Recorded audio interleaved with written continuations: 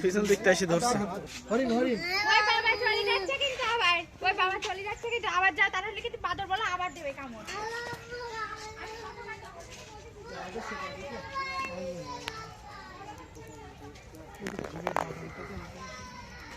সুজিটা পাওয়া যায় না আপনার